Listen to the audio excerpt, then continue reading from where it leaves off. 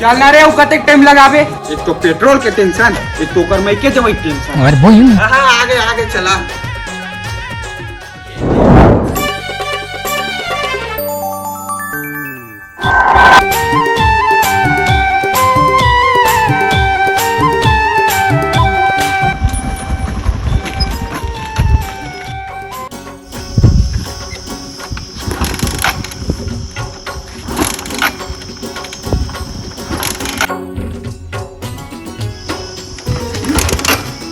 लागत तेल सिरा यू हमार ससुर कैसे गाड़ी ठीक देखा एमा तेल ससुराल डाल चल दे।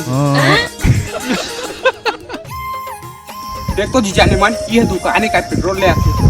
हम नहीं जान, हमरा लाज लगती। चल उतार तो मोच लगे आग लगी।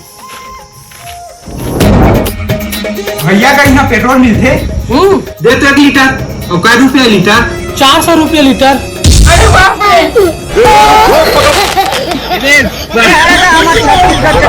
चल आते तो एक तो पेट्रोल नहीं मिला तो मैं क्या जान।